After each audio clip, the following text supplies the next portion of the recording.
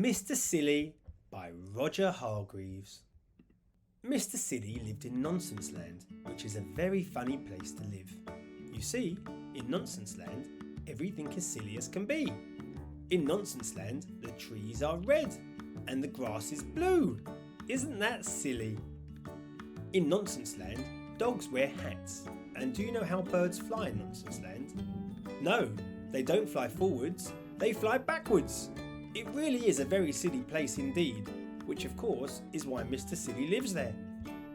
Mr. Silly, in fact, lives in quite the silliest looking house you have ever seen in your whole life. Have you ever seen a sillier looking house than that? Now, this particular story is all about the Nonsense Cup. You see, in Nonsense Land, each year they hold a competition and the cup is awarded to whoever has the silliest idea of the year. Mr. Silly had never won the cup, but each night, lying in his bed, he dreamed about winning it. In order to win the Nonsense Cup, Mr. Silly realised that he would have to think up something remarkably silly. He pondered over the problem one morning at breakfast. Incidentally, you may be interested to know what Mr. Silly was having for breakfast. He was having a cup of coffee, which he put a spoonful of marmalade into. After that, he had a cornflake sandwich. And to finish, he had a boiled egg. But being Mr. Silly, he ate the shell as well. Isn't that a silly breakfast? Anyway, this particular breakfast time, Mr. Silly was thinking how to win that cup. He remembered 2 years ago the cup was won by Mr. Ridiculous. He won by wallpapering his house, which sounds very ordinary, but in fact, Mr. Ridiculous had wallpapered the outside of his house. And Mr. Silly remembered last year when Mr. Foolish won the cup. Mr. Foolish, who was a friend of Mr. Silly's, had won the cup by inventing a car. It was quite a normal car, apart from one thing. It had square wheels. Isn't that silly? Mr. Silly thought and thought and thought, but it was no good. He even had another cup of coffee with marmalade, but that didn't help either. So, he decided to take a walk.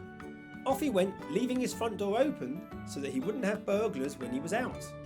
On his walk, Mr. Silly met a chicken wearing Wellington boots and carrying an umbrella. "Wouldn't it be silly if you didn't wear Wellington boots and carry an umbrella?" he said to the chicken. "Meow," said the chicken. Because animals in Nonsense Land don't make the same noises as they do in your country. On his walk, Mr. Silly met a worm wearing a top hat, monocle and an old school tie. "Wouldn't it be silly if you didn't wear a top hat, a monocle and an old school tie?" he said to the worm. "Quack, quack," said the worm. Next, Mr. Silly met a pig wearing trousers and a bowler hat. "Wouldn't it be silly if you didn't wear trousers and a bowler hat?" he asked the pig. "Moo," said the pig. Isn't that silly? It was in the middle of Mr. Silly's walk that he had his idea. It was a beautifully silly idea. Quite the silliest idea he'd ever had. He hurried into town and bought himself a pot of paint and a paintbrush. The day of the great awarding of the Nonsense Cup arrived. A huge crowd assembled in the city square to see who was going to win the cup. The King of Nonsense Land mounted the specially built platform.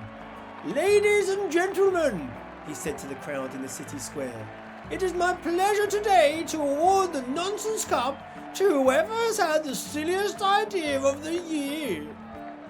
"One of the silliest ideas of the year," continued the king, "is by Mr. Muddle the farmer.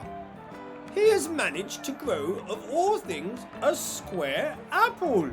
The crowd clapped as the square apple was held up by Mr. Muddle for everybody to see. He felt sure he was going to win. "However," said the king, and Mr. Muddle's face fell, "we have had an even sillier idea entered by Mrs. Nincompoop." It was a teapot, quite the silliest teapot there'd ever been. The crowd broke into thunderous applause. "I therefore have great pleasure," announced the king, "in presenting the Nonsense Cup to—" Just then he looked up and stopped in astonishment. Now in the middle of the city square there is a tree. It's always been there, and it was at this tree that the king was looking in astonishment. "What," he cried, "has happened to that tree?" Everybody turned to look. The tree had green leaves.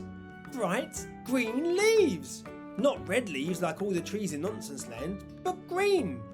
There was an amazed silence. "It was me," piped up Mr. Silly.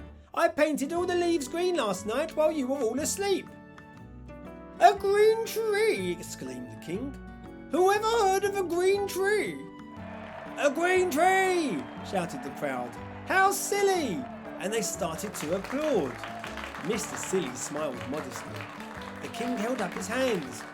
"I think," he said, "that this is the silliest idea I have ever heard of, and therefore I award the nonsense cup to Mr. Silly."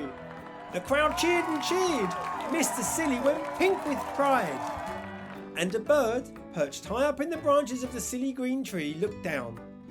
"Woof!" it said, and flew off backwards.